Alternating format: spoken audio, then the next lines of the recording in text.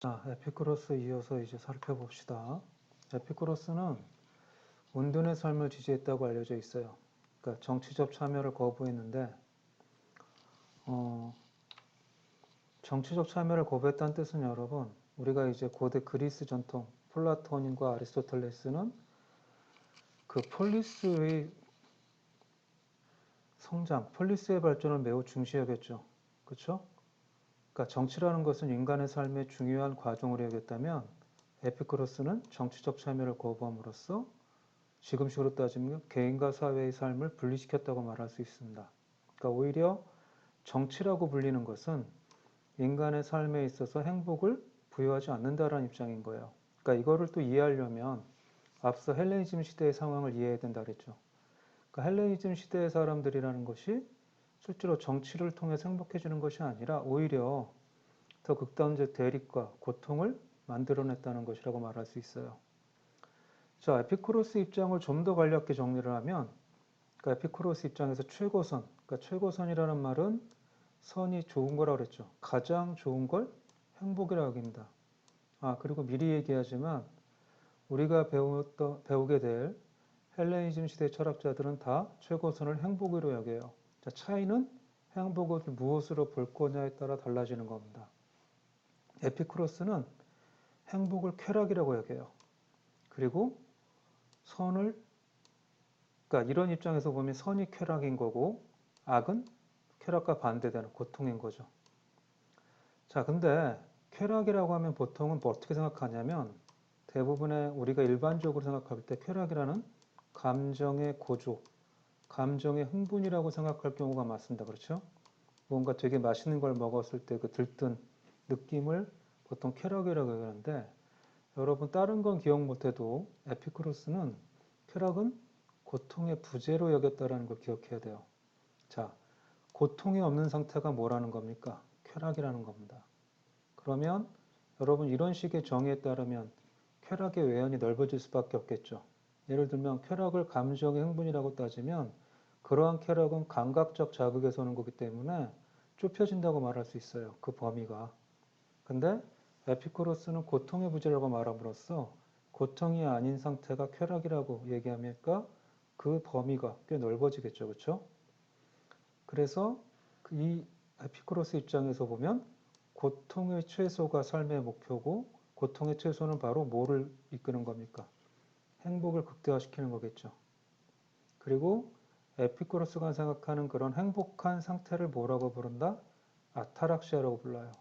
아타락시아의 번역어는 보통 평정심, 평온심입니다. 그러니까 최고의 쾌락은 뭐다? 평온한 마음이라는 거예요. 그러니까 우리의 일반적으로 쓰는 용어 방식과는 많이 다르죠. 그러니까 평온한 마음과 쾌락이 일치한다라는 주장은 에피쿠로스의 독특한 주장입니다. 그렇죠? 쾌락이 평온한 마음이라는 거니까 우리가 일상적으로 받아들이는 상식이 아니잖아요. 근데 에피쿠로스는 진정한 쾌락은 평온한 마음에 있다라는 거예요. 뭐 굳이 말하면 우리도 이제 예전에 어른들 얘기가 무소식이 희소식이다 이런 말이 있어요. 들어봤습니까? 그러니까 마음에 어떤 갈등이나 동요가 없이 마음이 편안해진 상태가 최고 좋은 것이라는 그런 얘기들을 우리도 종종 듣죠. 바로 그런 맥락입니다. 진짜 쾌락은 고통이 없는 상태인 거고 평온한 마음이라는 거죠. 자, 근데 이렇게 생각해 볼 수도 있어요. 여러분 아리스토텔레스 할 때 쾌락의 영리, 쾌락의 역사를 얘기한 적이 있습니다. 기억납니까? 그러니까 우리가 생각하는 그런 감각적 자극에서 오는 흥분, 이런 것을 쾌락을 여길 경우 그건 항상 뭘 가져옵니까?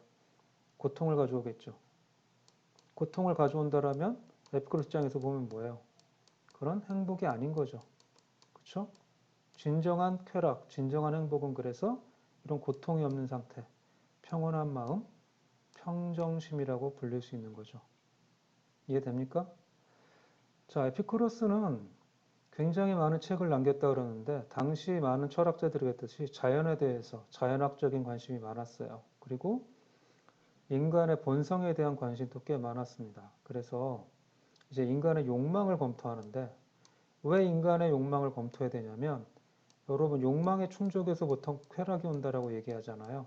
따라서 에피쿠로스는 진정한 쾌락을 얻기 위해서 아타락시에 도달하기 위해서 욕망을 분석합니다.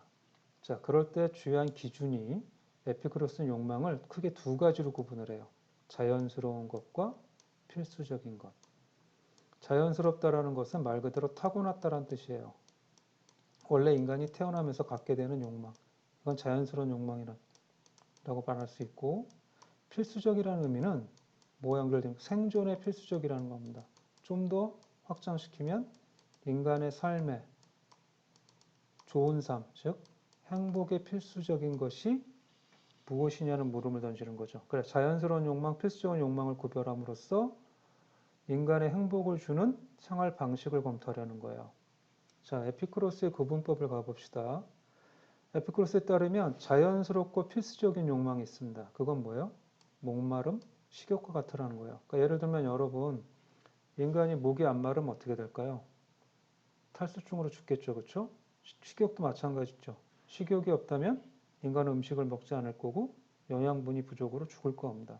마찬가지로 목마름, 식욕 같은 건 인간이 자연스럽게 타고났지만 뭐에 꼭 필요하다. 생존에 필요하다라는 거예요. 그러니까 이게 첫 번째 에피쿠로스가 분류하는 욕망이죠. 자연적이고 필수적인 욕망. 두 번째 부류의 욕망은 자연스러운데 필수적이지 않은 겁니다. 남겨진 기록을 따지면 에피쿠로스는 그걸 성욕이라고 언급을 해요. 자, 이거는 기존의 철학자들과 좀 차이가 나는데 기존의 철학자들도 플라톤부터 식욕, 성욕 같은 건 인간의 본성, 그리고 심지어 플라톤은 성욕을 에로스를 어떻게 승화시킵니까? 인간이 이데아에, 미의 이데아에 도달하는 과정으로 승화시킨다는 점에서 성욕 자체는 필수적인 것의 일부로 는 경향이 있었는데 에피쿠로스는 필수적이지 않다라고 얘기를 합니다. 이건 좀 독특한 측면인데 아마도 성욕에 휘둘린다는 것 자체를 고통으로 본 것 같아요. 자, 세 번째 부류의 욕망은 그야말로 자연스럽지도 않고 필수적이지도 않은 겁니다. 그게 에피쿠로스가 말한 이런 욕망은 우리가 흔히 일상적으로 욕망이라고 부르는 거 있죠. 부욕, 권력욕 이런 것들. 우리가 흔히 일상적인 삶에서 추구하는 것들이죠. 에피쿠로스는 이러한 것들은 뭘 받게 줄 수밖에 없다. 고통을 줄 수밖에 없다라는 거예요. 인간이 행복하기 위해서는 뭐만 있으면 된다? 자연스럽고 필수적인 욕망만 충족시키면 된다는 겁니다. 자, 이쯤에서 왜 여러분 그 헬레니즘을 거론할 때 앞서 디오게네스를 이야기했는지 알 것 같죠? 누구랑 비슷합니까? 디오게네스랑 유사하잖아요. 디오게네스는 자연으로 돌아간다고 했을 때 에피쿠로스의 용어로 쓰자면 어떤 욕망을 충족시키면 살면 된다? 자연스럽고 필수적인 욕망을 충족시키면 된다는 입장이라 말할 수 있는 거죠. 그러니까 바로 여기서도 이제 뭐가 드러나냐면 에피쿠로스는 바로 이런 측면, 성욕과 부욕, 권력욕, 흔히 인간들이 충족시키려고 하는 이런 욕망을 인간의 행복에 있어서 전혀 쓸모없는 욕망으로 보고 있다는 거예요. 그러니까 부욕, 권력욕, 명예욕 같은 것은 쓰잘데기 없는 것이기 때문에 바로 정치적 참여를 거부하는 것도 충분히 이해가 되죠. 그러니까 권력욕 때문에 정치적 권력을 쫓는 인간들은 결국은 그 권력 때문에 뭘 받을 수밖에 없다. 고통을 받을 수밖에 없고 심지어 뭐 하게 됩니까? 자신의 권력욕, 부욕 때문에 타인에게 고통을 주기도 하죠. 이런 측면에서 에피쿠로스는 이처럼 정치적인 참여를 거부하는 소규모 공동체적 삶을 추구했다고 말할 수 있는 겁니다. 어렵지 않죠? 그러니까 여러분 기억해야 될 것은 여러분이 또 이렇게 생각하면 안 된다라는 거예요. 단순히 욕망을 줄이면 행복해진다 이렇게 소개하는 글들이 있어요. 그게 아니라 자연스럽고 필수적인 욕망을 충족시킴으로써 인간은 행복해진다는 게 에피쿠로스 입장입니다. 물론 목마름, 식욕도 여러분 이렇게 이해해야 돼요. 그러니까 예를 들어 과도하게 목이 말랐을 때 과도하게 물을 마시면 이것도 고통인 거죠. 또 적당히 먹어야 되는데 과도하게 먹는 것도 고통이에요. 이런 면에서 적절하게 자연스럽고 필수적인 욕망을 충족시키는 것이 에피쿠로스가 추구하는 행복에 도달하는 방법인 겁니다. 그렇죠? 그러니까 지금 우리가 생각하는 쾌락주의와는 많이 다르죠. 그러니까 그래서 여러분에게 앞서 에피쿠로스를 쾌락주의자로 보면 문제가 있다는 겁니다. 그러니까 왜? 쾌락주의를 강박적 흥분으로 볼 경우에 에피쿠로스의 쾌락주의는 오히려 어떻습니까? 역설적이게도 에피쿠로스의 쾌락주의는 무슨 성격을 가져요? 오히려 우리식으로 따지면 금욕적 성격을 갖는 거죠. 그러니까 왜? 이런 것들을 우리는 일반적으로 욕망이라고 생각하기 때문에. 그러니까 진짜 필요한 욕망이 무엇인지에 대해서 에피쿠로스는 검토했던 겁니다. 자, 그리고 에피쿠로스는 당시에 노예제 사회였지만 기본적으로 인간의 근본적인 평등을 믿었던 사람이었어요. 왜냐하면 앞서 정원이라는 곳에 여성과 노예도 공동체 이론으로 받아들였기 때문입니다. 그리고 에피쿠로스는 신과 인간의 직접적 연관성을 부정함으로써 우리가 배웠던 플라톤이나 아리스토텔레스의 유의 형이상학에 대해서 일정한 거리를 둬요. 자, 이게 재밌는 논증인데 항상 나만 재밌죠. 일단 봅시다. 여러분, 형이상학적으로 다시 이제 얘기할 기회가 오겠지만 악의 문제는 굉장히 골칫거리입니다. 이 얘기 잠깐 하고 넘어갑시다. 왜 악이 골칫덩어리냐면 신이라는 것은 절대적이고 완전한 존재잖아요. 그리고 그 자체로 선한 존재잖아요. 그런데 어떻게 이 세계에는 악이 있을 수 있을까? 이거는 고대로부터 중세기까지 지금도 철학적인 난제입니다. 악을 어떻게 설명할 것이냐. 이건 이제 근대에 와서 이신론이니 여러 가지 이제 이것을 논증하는 방법이 있는데 그건 나중에 기회가 되면 하고 고대 그리스에도 이미 이제 악의 문제가 골칫거리예요. 그래서 이 문제를 나름대로 형이상적으로 해결해야 되는데 에피쿠로스의 경우는 신의 뜻으로 살아간다라는 그런 맥락이 아니라 신과 인간의 직접적 연관을 부정함으로써 오히려 당시 신, 종교에 대해서 비판하고 거부를 합니다. 굉장히 이건 파격적이에요. 예를 들면 소크라테스의 죄목 중에 하나가 자신들이 믿는 신을 믿지 않는다. 이것이 하나의 죄목이었거든요. 그러니까 이것은 기본적으로 사형에 가까운, 그러니까 소크라테스 시대를 따지면 당시 자신들의 종교를 절대적인 것으로 믿었던 집단의 입장에서 보면 이런 입장은 굉장히 파격적인 겁니다. 이미 평등에서도 나타나는 거고 에피쿠로스는 신과 인간을 논증할 때도 기존에 우리가 볼 수 없었던 이제 파격적인 주장을 합니다. 그러니까 악에 관한 논증을 하는데 한번 이거 살펴볼게요. 그러니까 이건 이제 어떻게 보면 신을 부정하는 무신론적 입장이라고 볼 수도 있어요. 일단 살펴봅시다. 자, 신은 악을 없애려 하지만 그럴 수 없는 것인가? 무슨 뜻이냐면 신은 절대적이고 선하고 완전한 존재인데 어떻게 악을 만들어내는가 문제와 연결되는 거예요. 그럼 신이라는 것은 악을 없게 만들어야 되는 거잖아요. 근데 만약에 신이 악을 없앨 수 없다면 어떤 문제가 발생한다? 신은 전능한 것이 아니라는 결론에 도달하죠. 전능하다면 뭐든지 할 수 있어야 되잖아요. 근데 악이 있다면 신은 전능하지 않다는 거예요. 그렇다면 신은 할 수 있지만 하지 않은 것인가? 라고 물어볼 수 있죠. 전능한 존재의 또 한 측면이 마음대로 한다는 뜻이니까. 그렇다면 그는 악의를 갖고 있는 것이 되는 거죠. 왜? 할 수 있는데 안 하는 거니까. 악이라는 건 고통을 주는 거잖아요. 그렇다면 그는 능력도 있고 없애려 하기도 하는가? 그 무슨 얘기냐면 없앨 수 없앨 수 있는 능력도 있고 없앨 의도를 갖고 있는가라는 거죠. 그러니까 악을 없애려는 존재인가? 그렇다면 악은 어떻게 있을 수 있는가? 그러니까 없애려고 했다면 악은 어떻게 있을 수 있는가? 그렇다면 결론은 어떻게 된다? 그는 능력도 없고 없애려 하지도 않는 것인가? 말이 안 된다라는 거죠. 못한다면 전능하지 않다는 얘기가 계속 된다라는 거예요. 그렇다면 에피쿠로스가 마지막으로 묻습니다. 우리는 왜 그를 신이라고 부르는가? 신은 전능하지 않다는 뜻이 되잖아요. 자, 이런 식으로 이제 악에 관한 논증을 하는 부분도 있지만 에피쿠로스의 또 기본 입장은 뭐냐면 신과 인간은 전혀 관계가 없다라는 이 얘기를 좀 해야 될 것 같아요. 에피쿠로스는 신의 세계와 그러니까 신이 인간에게 전혀 관여하지 않는다고 얘기합니다. 그러니까 더 정확히 말하면 신은 인간에게 관심이 없다라는 거예요. 그런데 마치 인간은 신의 뜻에 따라 사는 것처럼, 혹은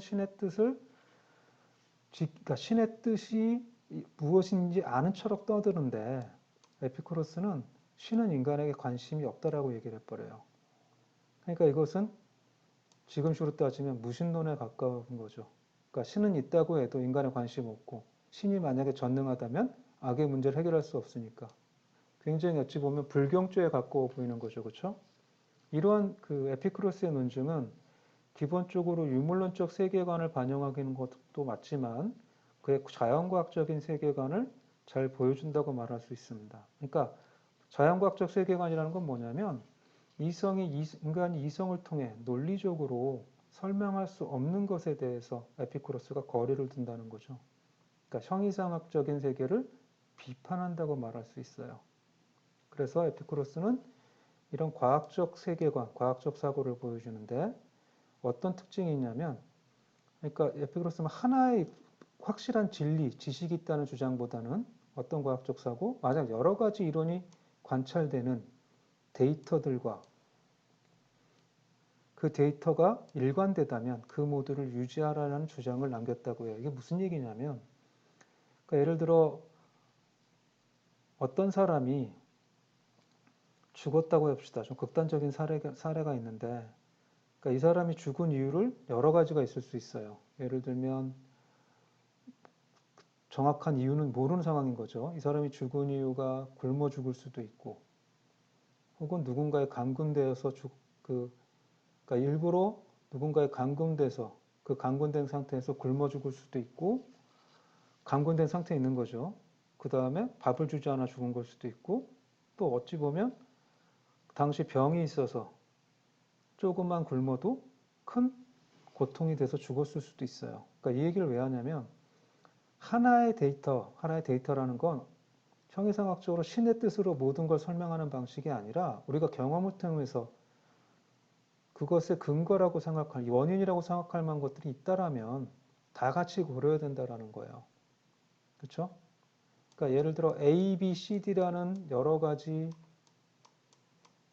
원인들이 상정되고 그것이 충분히 어떤 사건의 원인으로 설명 가능하다면 그 중에 하나만이 전부라고 얘기할 것이 아니라 이 모든 것을 원인으로, 근거로 생각하라는 거죠. 그렇죠? 그러니까 이것은 이제 에피쿠로스가 신을 거부하는 이런 논증을 하는 것과 맞물려 있습니다. 그러니까 신의 뜻이라면 모든 게 신의 의지인 거잖아요. 하지만 자연이라는 것은 수많은 현상, 수많은 원인으로서 설명되는데 바로 그런 수많은 원인과 현상들에 대한 설명을 종합적으로 사고하라. 이것이 에피쿠로스의 입장이라고 말할 수 있는 겁니다. 그러니까 지금의 자연과학과 유사한 거죠. 그렇죠? 자, 이제 스토아주의로 넘어가 봅시다. 스토아주의로 넘어가기 전에 잠깐만 끊고 갈게요. 자, 이제 에피쿠로스를 살펴봤다면 헬레니즘을 대표하는 두 번째 철학적 입장, 이제 스토아주의를 살펴보도록 합시다. 스토아라는 말은 여러분, 그러니까 회랑이라는 뜻이에요. 회랑이라는 건 여러분 쉽게 말하면 예전에 그리스 이렇게 건축물 같은 게 이런 둥그렇게 기둥이 있죠.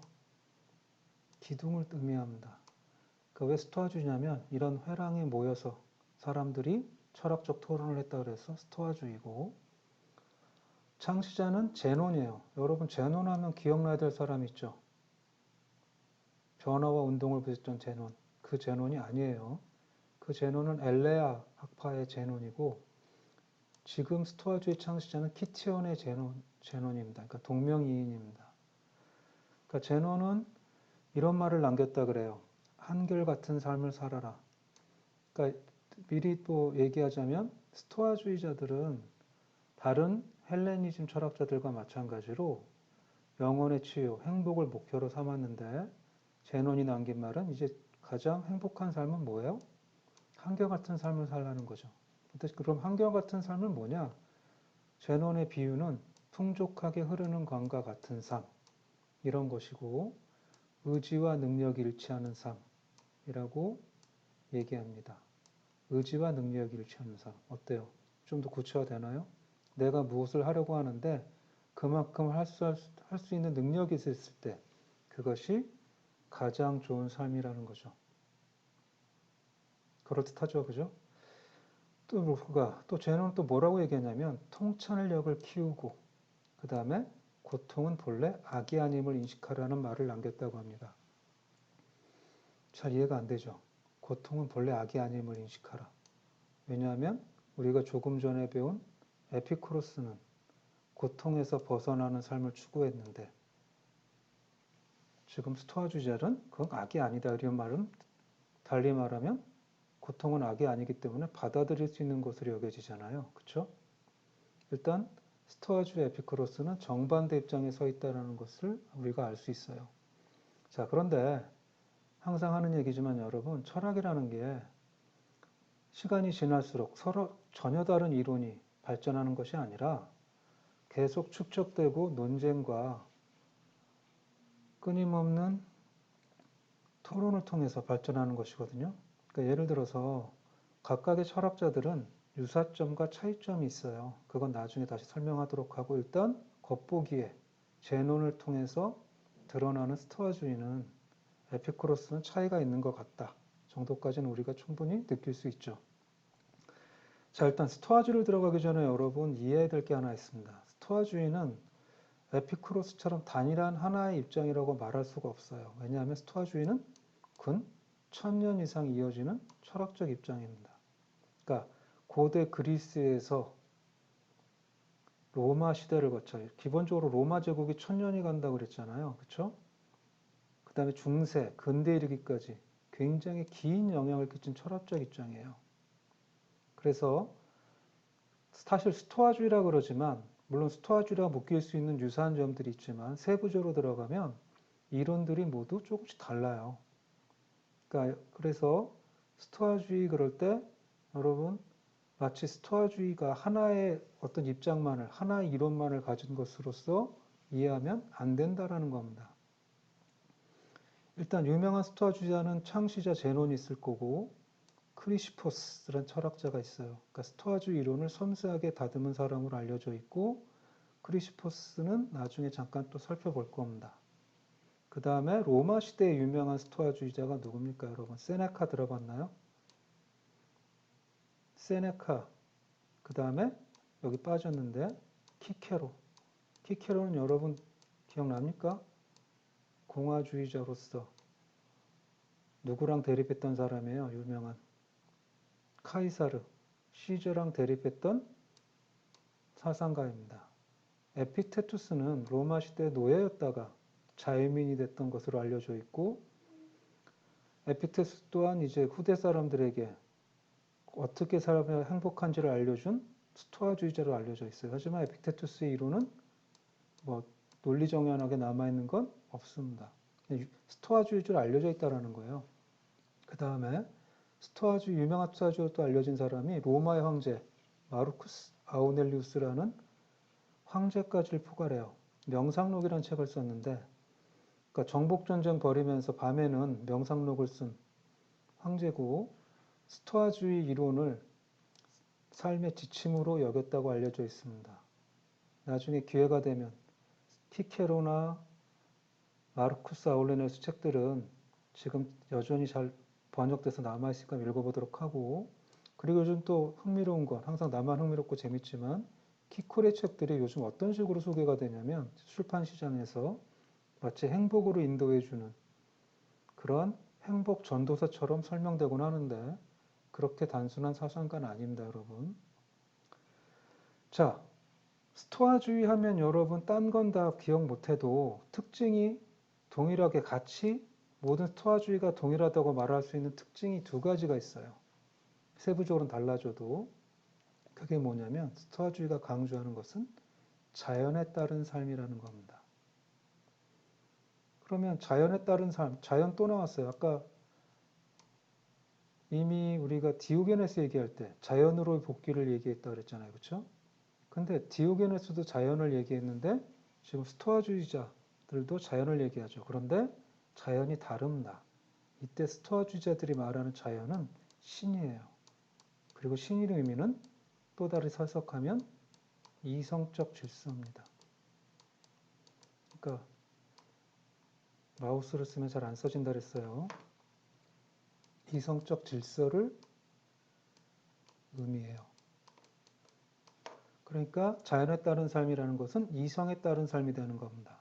그러니까 자연적 본능에서 돌아가서 소박한 삶을 살라는 뜻이 아니라 이성적 질서에 따라 살라는 것이 스토아주의 모토고, 여러분 그래서 자연 개념을 제대로 이해해야 됩니다. 앞서 얘기한 적이 있는지 기억이 안 나는데 여러분 크게 보면 자연은 두 가지 의미가 있어요. 첫 번째는 이처럼 본성, 본능. 지금 마우스가 지금 제대로 말을 안 듣는데, 그러니까 원초적인 그런 의미의 자연이 쓰이기도 하고, 또 다른 의미는 이처럼 보편적 원리, 이치를 의미하기도 합니다. 그래서 여러분 철학자마다 자연을 얘기할 때 이걸 구별해서 이해해야 돼요. 무슨 말인지 알겠죠? 자, 그리고 스토아주의들이 강조하는 건 덕이에요. 이 덕은 고대 그리스 철학에서 계속 반복되는 개념인데, 오래간만에 또 복습 한번 할까요? 덕의 뜻이 뭐라고요? 아랫대라고, 원어는 아랫대고 탁월하다는 뜻이라 그랬죠.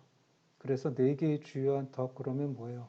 지혜, 용기, 절제, 정의 뭐 이런 것들이라고 여러분 앞서 한번 배웠잖아요. 그렇죠? 자, 그런데 이때 덕이라는 것도 또 뭐냐? 다시 뭐다? 이성에 따르는 삶입니다. 그러니까 어찌 보면 스토아주자들은 하나를 계속 얘기하는 거예요. 어떻게 살라는 거예요? 이성에 따라 살라는 겁니다. 그렇죠? 그러니까 이건 또 이제 에피쿠로스와의 차이를 보면, 에피쿠로스는 보편적 원리보다는 기본적으로 쾌락, 아타락시아라 불리는 쾌락을 강조하면서 그 쾌락에 도달하는 방법을 고민했다면, 스토아주의는 누구에 가까워 봅니까? 소크라테스나 플라톤에 가까워 보이죠. 그렇죠? 이성의 보편성을 강조하는 측면에서. 그 다음 가볼까요?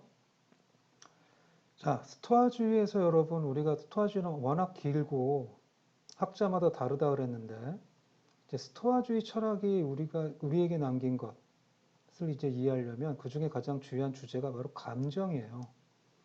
일단 다른 얘기를 하기 전에 스토아주의자들은 감정을 어떻게 다루는지 한번 생각해 봅시다.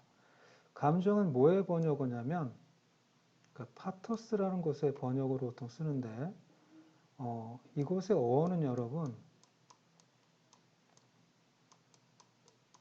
파테입니다. 그 다음에 감정 파토스가 나중에 영어에 뭐가 됩니까, 여러분? 패션, 열정, 정념이 되거든요. 패션 들어봤죠, 그렇죠? 자, 근데 여러분 패션이 열정, 정열 이런 뜻도 있지만 또 다른 뜻이 있는 거 압니까? 또 다른 뜻이 뭐예요? 순환이란 뜻이 있어요. 그렇죠? 아주 상반된 뜻이죠. 어떻게 보면. 자, 이것이 왜 순환이라는 의미를 갖는지를 이제 여러분 좀 설명해 주려고 그래요. 그러니까 그리스어로 원래 감정이라는 말은 파테라 그랬잖아요. 그렇죠? 파테의 뜻은 감정이라는 말인데 거기에는 어떤 의미가 숨어져 있다? 수동적인 의미가 숨어 있어. 수동의 의미. 그러니까 당한다라는 뜻이 숨어 있어요. 그러니까 이런 아이디어는 뭐냐면 감정이라는 건 내가 원해서 일으키는 것이 아니라 외적 자극에 의해서 만들어진다라는 거죠. 그러니까 감정을 간다는 것은 다른 것에 의해서 내가 휘둘린다라는 의미가 되는 거예요.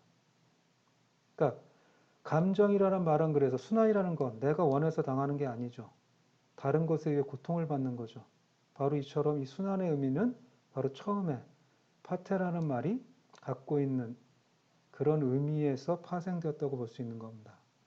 자, 스토아주의 특징이 아까 자연, 이성 얘기했죠. 자연과 이성 더불어서 스토아주의 특징은 바로 감정에 관한 자세인데, 대부분의 스토아주의들은 뭐라고 얘기하냐면 감정에서 벗어난 삶을 추구하라고 얘기합니다.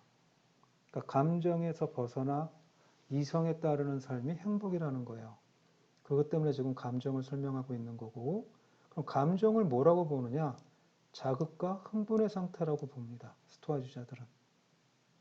그러니까 자극과 흥분은 이성에 대비되는 거죠. 이성이 없는 상태를 의미하는 거예요. 그래서 덕스러운 삶, 자연에 따른 삶을 살기 위해서는 뭐를 제거해야 된다? 감정을 제거해야 된다는 것이 스토아주의자들의 입장이에요. 그래서 후대 사람들은 스토아주의를 뭐라고 부른다? 금욕주의라고 불러요. 그리고 우리는 어렸을 때 이런 거 많이 배우죠. 금욕적 삶의 중요성에 대해서. 바로 그것의 이론적 체계를 세운 사람들이 누구다? 스토아주의인 겁니다. 그래서 스토아주의가 근대를 거쳐 지금도 영향을 끼친다고 말할 수 있어요. 아주 오래된 철학적 전통인 거죠. 자, 스토아주의자들은 굉장히 많은 섬세하게 인간을이나 자연이나 형이상학에 관한 글들을 썼는데 대부분 또 오래전부터 전해 내려온 거니까 파편적으로 남아있고 그나마 키케로가 이제 그것들을 정리해서 스토아주의라고 소개를 하는 것이 이제 우리가 아는 스토아주의예요. 그러니까 일단은 여러분에게 오늘 이 시간에 소개하는 스토아주의 이론들은 한 사람의 이론이 아니라 여러 스토아주의자들이 남긴 글들에서 스토아주의들의 일관된 입장이라고 볼 수 있는 것들을 정리한 것입니다. 무슨 말인지 이해하겠죠? 자, 스토아주의는 도대체 감정을 제거해야 된다 그랬을 때 이제 문제는 뭐냐면 왜 감정을 제거해야 되는지, 감정이 어떻게 일어나는지, 이성이란 무엇인지 이런 것들을 제대로 설명할 때만 왜 감정을 제거해야 되는지를 이해할 거 아니에요. 그래서 스토아주의자들은 이제 다양한 인간과 자연에 대한 이해 방식을 보여주는데 이제 구체적으로 설명을 하는 거죠. 이제 그 얘기를 해볼 거예요. 자, 스토아주의는 인간의 행위가 상상, 판타지야. 여러분 지금 판타지라 부르는 것의 어원이겠죠. 상상에서 시작한다고 봅니다. 인간의 행위는. 그 다음에 그것이 충동을 일으킨다라는 거예요. 그리고 이것이 행위로 이어진다는 거죠. 그러니까 판타지아와 호르몬인데 뭐 원어를 외울 필요는 전혀 없어요, 여러분. 일단 우리가 무엇인가를 하고 싶어 한다고 머릿속에 떠올리는 게 상상이고 그것을 행위로 이끄는 것이 동력이 충동이라는 겁니다. 자, 충동이라는 것은 인간의 본능 같은 거예요. 인간은 본능적으로 그 무엇인가를 추구하게 돼 있다는 겁니다. 이게 충동이에요. 스토아주의자들이 말하는. 여기서 또 여러분 오해해서는 안 될 게 충동이라는 개념이 철학자들이 다 똑같이 쓰느냐 또 아니에요. 스토아주의는 인간의 감정이나 인간의 행위를 세부 단계를 나눠서 이처럼 섬세하게 설명하는 특징을 가져요. 그러니까 그거를 이제 여러분 보여주는 겁니다. 그러니까 스토아주의자들은 이처럼 인간이 이런 행위를 일으키는데 진짜 중요한 것은 이 행위에 도달하기 위해서 충동은 이성적인 합의를 거쳐야 된다는 겁니다. 이때 이성적인 합의를 거쳐서 실제 행동으로 전환된다는 거예요. 그러면 감정이란 뭐냐? 지나친 충동이나 잘못된 합의라는 거예요. 달리 얘기하면 이성이 제대로 충동과 합의를 하면 뭐가 일어나지 않는다? 감정이 일어나지 않는다는 거죠. 달리 말하면 자극과 흥분이 일어나지 않는다는 뜻이 되는 거예요. 그러니까 대부분의 인간들은 뭐를 잘못하는 거예요? 그 이성을 제대로 사용하지 못하니까 감정이 휘둘리게 된다는 뜻입니다. 그러니까 제대로 이성을 사용했다면 감정이라는 것은 나타나지 않는다는 거죠. 그러니까 감정을 제거하라는 말은 감정을 없애라는 말보다는 스토아적 입장에서 보면 이성을 올바르게 사용해서 충동과 이성의 제대로 된 합의에 도달하라는 얘기가 되는 겁니다. 예를 들어 우리가 어떤 음식을 먹을 때 그 음식이 배고프지도 않은데 배가 부른데도 막 맛있는 게 먹고 싶어하는 상황을 생각해 보세요. 우리 보통 이렇기도 하죠. 뭐 입맛 없어 그러면서. 자, 그렇다면 과연 배가 부른데 음식을 먹는 행위가 이성적인 것이냐? 그러니까 뭐가 먹고 싶으면 상상을 해요. 그리고 뭘 먹으려고 하는 충동이 느껴져요. 그런데 이성을 가진 사람이라면 지금 먹는 것이 건강에도 좋지 않고 불필요한 행동이라고 생각하기 때문에 먹지 않을 거라는 겁니다. 그런데 제대로 이성을 사용하지 않으면 그 맛있는 음식을 떠오르면서 이제 초조해지고 흥분하게 되는 거죠. 너무 음식을 거창하게 얘기했나요? 음식을 좋아하는 내 주변 사람들은 그렇디다. 어찌됐건 어려운 얘기는 아니에요, 여러분. 이성의 무엇으로 볼 것이냐, 감정을 무엇으로 볼 거냐, 철학자가 다 다른데 스토아주는 이런 식으로 이성과 감정의 관계를 설명한다라는 거예요. 그리고 스토아주의들은 여러 가지 인간의 감정이 있는데 그 모든 감정은 네 개의 기본적인 감정에서 파생된 거라고 생각합니다. 가장 인간의 기본적인 감정, 가정이 아니라 기본적인 감정. 첫 번째 쾌락입니다. 쾌락이라는 것은 영혼의 팽착을 가져오는 거라고 스토아주의자는 얘기해요. 그 다음에 불쾌라는 것은 신체의 움츠림, 기분 나쁜 상태를 만드는 거죠. 그 다음에 욕망은 영혼을 간절하게 만든 상태, 영혼이 간절한 상태고, 공포, 두려움이라는 것은 영혼이 위축되는 상태라는 거죠. 그러면 더 간단히 말해서 스토아주의가 말하는 건 기본적으로 감정을 어떻게 보는 거예요? 팽창과 위축 두 가지로 보는 거죠. 그렇죠? 그러면 팽창과 위축이라는 건 불필요하게 팽창을 하거나 불필요하게 위축되는 건 좋은 삶이 아니란 뜻이에요. 바로 이러한 감정들을 적절하게 통제하는 것. 이것이 이제 스토아주의자가 말하는 좋은 삶, 행복이라고 말할 수 있는 거죠. 그리고 스토아주의자들은 선과 악에 관한 상상에서 또 감정이 발생한다고 얘기합니다. 이게 무슨 뜻이냐면 선악을 여러분 무슨 악마 떠올리고 천사 악마 떠올리면 안 된다고 그랬죠. 선은 무슨 뜻? 좋음이라는 뜻이라고 그랬죠. 악이라는 것, 반대말 나쁜 것이죠. 좋고 나쁨에 대한 상상에서 감정이 발생한다는 거예요. 조금 뒤에 다시 설명하겠지만 쾌락이라는 것은 나중에 이것이 나에게 어떤 좋은 것을 준다. 그렇죠? 선한 것, 좋은 것을 준다라고 생각할 이런 상상 때문에 발생해진다는 거죠. 어렵나요? 그러니까 이 부분은 나중에 다시 설명하고 중요한 건 이러한 스토아주의 특징은 인간의 영혼 능력을 섬세하게 구분하고 그 영혼 능력 각각의 관계를 설명하려고 했던 철학자들이라는 거예요. 그러니까 플라톤보다 아리스토텔레스보다 훨씬 더 구체적이고 섬세한 방식으로 설명하려고 했다. 그런데 그 목적은 기본적으로 행복한 삶을 살기 위해 필요한 지식을 얻는 것이라는 겁니다. 어렵지 않죠? 자, 그래서 아까 앞에 얘기했지만 스토아주의자들은 뭘 강조한다? 금욕적 삶을 강조한다. 금욕이라는 것은 이성을 제대로 사용해서 감정에 지배되지 않는 상태를 의미한다고 그랬고, 그래서 이 스토아주의자들은 이성적인 영혼이 인간을 지배할 때 인간은 비로소 자유롭고 행복하다고 얘기해요. 그리고 이성을 통한 비이성적 부분, 즉 감정, 욕구, 정념을 지배할 것을 강조합니다. 이게 이제 감정을 연구했던 이유예요. 그리고 아까 스토아주의자들은 모두 덕을 추구한다 그랬죠. 삶의 최고 목표는 실천적 덕을 얻는 것이다. 이들은 덕은 그 자체로 가치가 있는 것이고 일체의 존재에 대한 지혜로운 통찰과 같다고 얘기합니다. 그러니까 뭐예요? 덕 이꼴 이성이라는 거예요. 그렇죠? 이성을 가진 자만 지혜를 가질 수 있고 지혜롭게 통찰을 한 사람만이 제대로 된 행위를 할 수 있다는 겁니다. 그렇죠? 이런 주장은 이미 유사한 주장 또 어디서 봤어요? 아리스토텔레스도 스천적 지혜 이런 얘기 주장하고 그랬잖아요. 그렇죠? 기억납니까? 유사하게 연결되는 철학자들의 개념이나 그 사상을 여러분이 같이 떠올려 볼 줄 알아야 돼요. 자, 앞서 스토아주의를 대표하는 이론가들 몇 명 살펴봤을 때 크리시포스 언급한 적이 있어요. 자, 크리시포스의 특징은 뭐냐면 다른 스토아주의자들이 이성과 감정을 구분한 뒤에 감정을 지배하라고 얘기하는 그런 논리라고 주장했다면, 그런 논리를 강조했다면 크리시포스의 독특한 관점은 감정을 그릇된 판단이라고 봤다는 겁니다.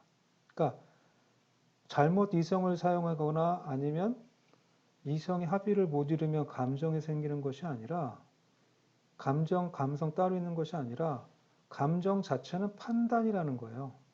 굉장히 독특하죠. 물론 나에게만 독특하게 느껴질 수 있는데. 그래서 감정은 결국 판단의 결과물이라는 겁니다. 잘못된 판단.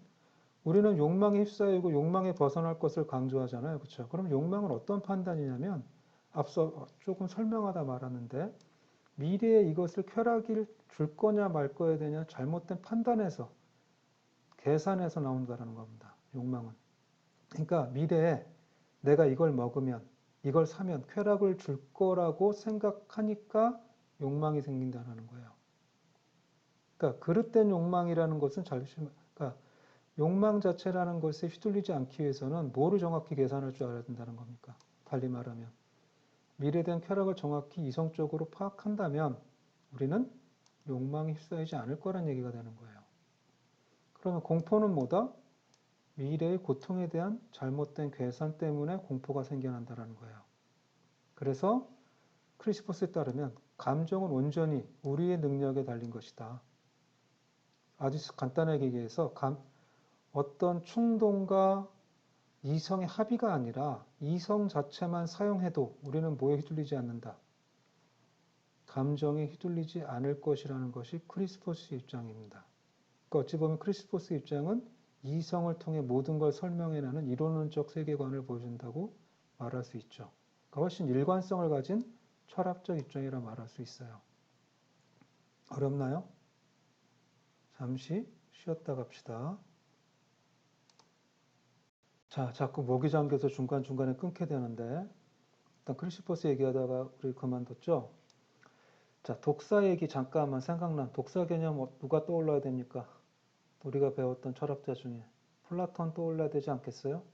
여러분, 플라톤은 독사의 세계와 에피스테메의 세계, 억측의 세계와 참된 지식의 세계를 구분했다고 얘기한 적 있죠. 기억납니까? 그때 등장했던 개념이 독사였고 크리스퍼스 또한 또 이제 이런 개념들을 사용해서 인간의 감정을 설명하고 있는 거죠. 자, 스토아주의를 계속 가봅시다. 스토아주의자들은 이성만이 목표의 도달 여부를 판단할 수 있다는 입장을 취합니다. 무슨 얘기냐면 우리는 뭔가 만족을 느끼고 그것이 좋다, 나쁘다, 즐겁다 이런 것을 어떤 느낌으로써 받아들이는데 이게 진짜 좋은 거냐 나쁜 거냐는 뭐만 판단할 수 있다는 거예요. 이성만이. 그래서 이성이 중요하다는 거예요. 그래서 감정에 휘둘리지 말라고 얘기를 하는 겁니다. 자, 그러면 스토아주의자들이 추구하는 가장 좋은 인간의 심적 상태, 행복한 상태가 뭐냐? 아파테이아라고 불러요. 아까 에피쿠로스는 어떤 상태를 추구한다 그랬죠? 아타락시아, 평정심, 평온심이라고 번역한다 그랬죠. 마우스 쓴다는 건 너무 어려워요. 원래 되게 잘 쓴다 그랬었죠. 자, 아타락시아는 누구 거다? 에피쿠로스 거고. 뭐라고 번역한다? 평정심, 평온심. 아파테이아는 뭐라고 번역하냐면 부동심이라고 번역해요. 사실 비슷한 말인데 일단 말을 생각해 봅시다. 아파테이아는 아와 파테이아가 붙은 말이에요. 그러니까 아와 파테, 그러니까 이 아는 명사를 만들 때 쓰는 말이고 아라는 건 접도로 붙으면 반대란 뜻이고 없다 뭐 이런 뜻이에요. 파테가 아까 뭐라 그랬습니까? 이 뜻이 감정이라 그랬죠. 어원적으로 그대로 따지면 단어 그대로 이해하면 아파테이아란 감정이 없는 상태를 의미하고 이성이 지배하는 상태가 되겠죠. 그래서 얻는 마음의 평화예요. 그것을 뭐라고 번역한다? 여러 가지로 번역할 수 있지만 보통 부동심으로 번역한다. 그러니까 굳이 구동심으로 번역하는 이유는 여러분 또 알아야 될 게 아타락시아를 평정심으로 번역했으니까 헷갈리지 말라고 따로 번역하는 것도 여러분, 그러니까 따로 번역했다고 말할 수도 있어요. 그러니까 중요한 건 말은 다르지만 추구하는 상태는 다 뭐다? 마음이 편안해지는 상태인 건 똑같아요. 하지만 도달하는 방식이 다른 거죠. 앞서 에피쿠로스는 아타락시아에 어떻게 도달한다고 생각했다고요? 기억나야 돼요. 아파테이아는 이성을 통해서 도달하는 것이죠. 그렇죠? 자, 그 다음에 에피쿠로스가 아닌 우리 스토아주의는 감정에 휘둘리지 않는 게 중요하다 그러는데 감정에 휘둘리지 않기 위해서는 뭐가 필요하다? 우리가 할 수 있는 것과 없는 것에 대해서 정확히 아는 것이 필요하다고 얘기합니다. 그러니까 우리는 할 수 없는 것을 하고 싶어 할 때 욕망이나 좌절, 공포 같은 게 휘둘리잖아요. 그렇죠? 정확히 할 수 있는 것과 할 수 없는 것을 안다면 우리는 진짜 행복한 삶에 도달할 수 있다는 거예요. 이건 제논에서도 제논이 의지와 능력의 일치를 얘기한 것과 유사한 겁니다. 그래서 행복에 도달하는 방법은 할 수 있는 것과 할 수 없는 것을 아는 것이다. 이걸 제대로 안다라면 우리는 쓸데없는 고통을 받을 필요가 없겠죠. 그리고 현대사회에서 스토아주의자들을 책으로 팔아먹을 때 많이 언급되는 얘기가 바로 이런 부분이에요. 현대사회 사람들도 불행을 느끼는데 이제 출판사에서 이런 스토아주의 입장을 끌어서 현대사회에서 또 어떤 행복에 도달하는 방법으로 팔고 있는 거죠. 또 오해해서는 안 될 게 여러분, 출판사가 스토아주의자들 책을 그런 식으로 홍보한다고 해서 잘못됐다는 것이 아니라 스토아주의 자체가 논쟁사, 거대한 철학사적인 논쟁 속에 있다는 걸 여러분이 이해하고 스토아주의를 받아들이라는 겁니다. 이야기 나온 김에 좀 더 설명하면 여러분 말은 쉽죠. 우리가 할 수 있는 것과 없는 것을 구별하는 게 중요하다. 근데 이걸 정확히 어떻게 할 수 있을까요? 우리가 할 수 있는 것과 할 수 없는 것. 해보지 않고는 모른다라고 누군가도 얘기할 수 있겠죠. 그런데 스토아주의자들은 인간의 이성 능력을 제대로 사용한다면 이런 것에 깨닫게 되고 이것에 따라서 할 수 있다라고 얘기하는 겁니다. 그리고 이 주장은 후대 철학자들에게도 계속 이어져요. 그리고 철학사적으로도 이것은 철학자들이 추구했던 궁극적인 지식의 영역이기도 합니다. 일단 넘어갑시다. 그래서 행복이란 쭉 계속 얘기했지만 다른 식으로 얘기하면 우리가 실제로 행위할 때 뭐가 일치하는 거예요? 덕과 일치해 있는 겁니다. 아까 덕이 뭐라 그랬어요? 실천적 덕 얘기할 때 지혜를 얻는 것, 이성을 사용하는 것이라고 그랬잖아요. 그렇죠? 자, 그래서 서화주의자 중에서는 이처럼 행복을 덕과 일치한다고 주장하면서 행복을 세부적으로 분류하기도 합니다.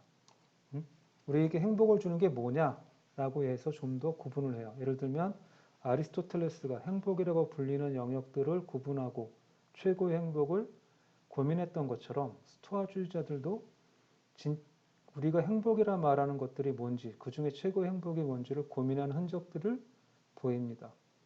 그래서 첫 번째, 스토아주의자들에 따르면 행복에 도달하는 방법은 행복을 직접 산출하는 것을 소유했을 때다 라고 하는 주장을 해요. 자, 행복을 직접 산출하는 것이 뭘까? 스토아주의자들에 따르면 친구라고 얘기합니다. 친구가 진짜 행복을 준다라는 거예요. 어때요? 맞는 것 같습니까? 그리고 통찰력이 뛰어난 인간을 우리가 함께 인간과 관계를 한다면 그것이 행복이라는 거예요. 그렇죠? 그러니까 이왕이면 어떤 게 가장 좋은 겁니까? 통찰이 뛰어난 인간과 친구가 된다면 스토아주 입장에서 보면 가장 행복한 것이 되겠죠. 그죠? 그 다음에 스토아주자들은 행복을 간접적으로 산출하는 것도 있다고 얘기해요.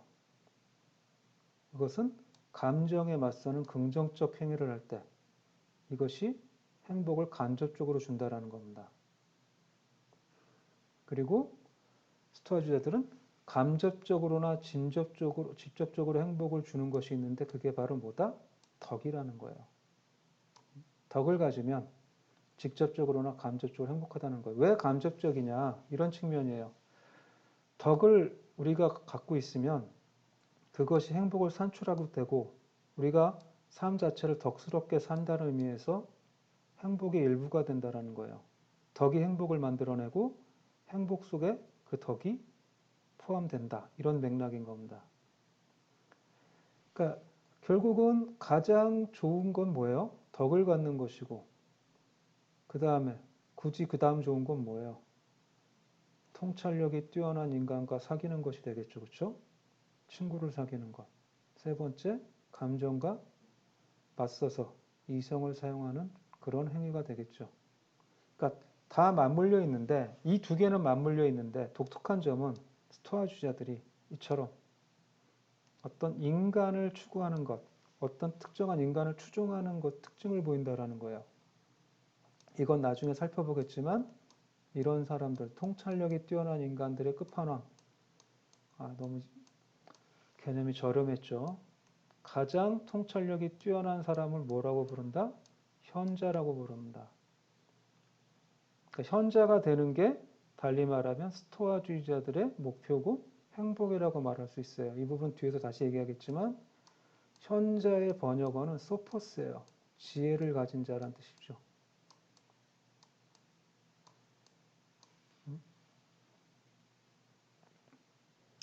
자, 그래서 행복은 적극적인 측면에서 고유한 목적을 실현하는 것이고 소극적인 측면에서는 감정에서 벗어나는 것이 되는 겁니다.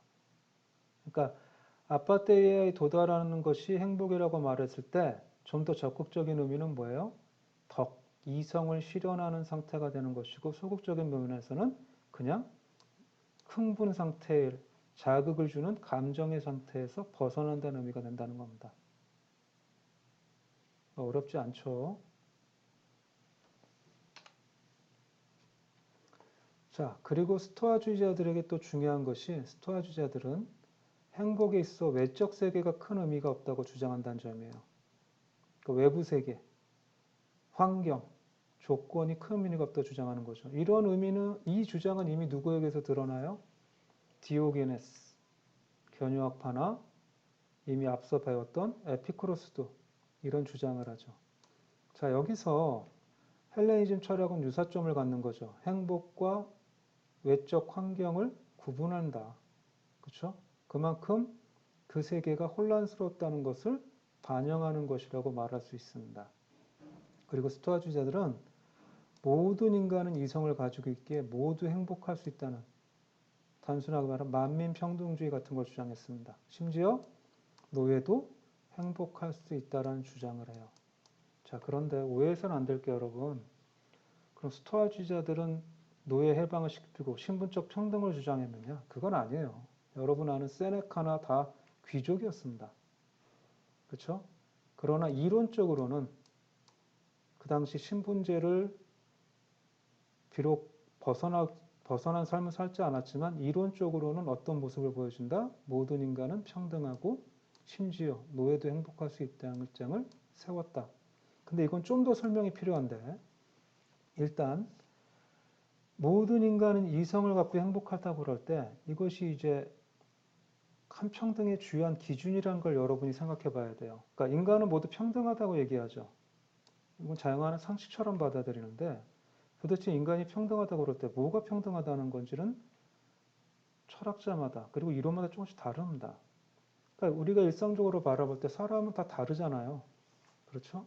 외모도 다르고 능력도 다른데 그런데 왜 평등하다고 얘기하느냐? 스토아주의자 입장에서 보면 뭐예요? 이성을 가지고 있기 때문에 평등한 겁니다. 그리고 앞서 계속 주장했죠. 이성은 뭐에 도달하는 과정이에요? 수단이에요. 행복에 도달하는 과정이죠. 수단이고. 그렇죠? 그러니까 모든 인간이 이성을 가지고 있기 때문에 노예 또한 행복할 수 있다고 얘기했고 이제 또 다른 측면에서 이렇게 이제 볼 수도 있어요. 이 사람들이 고대 스토아주의자들이 노예제 사회에 살았잖아요. 그런데 중요한 건 외적 세계는 행복과 무관하다 그렇으니까 노예마저도 비록 노예이지만 뭐 할 수 있다고 주장하는 것이 된다? 행복할 수 있다는 주장이 되는 거죠. 이게 굉장히 역설적인 주장인데 우리는 노예가 행복할 리 없다고 생각하죠. 아리스토텔레스도 그러했고 다 그렇게 생각해요. 상식적으로. 하지만 스토아주의자의 이론을 확장하면 이성을 가지고 있기 때문에 그 다음에 외적 세계와 무관하기 때문에 노예도 행복해야 된다는 결론이 나와요. 어찌 보면 비현실적이고 그야말로 관념적이죠. 바로 이런 스토아주의자들의 이론은 그런 면에서 단순하게 지금의 근대적 혹은 현대적 관점으로 이해해서는 안 되는 부분들이 있다. 여러분이 그걸 이해하기 바랍니다. 이제 그 다음에 아디아포라, 스토아주의의 주요 개념인데 이 아디아포라는 나중에 기독교에 영향을 끼치기도 해요. 자, 이 부분은 다음 시간부터 합시다. 자, 오늘은 이번 강의는 여기서 끊을게요.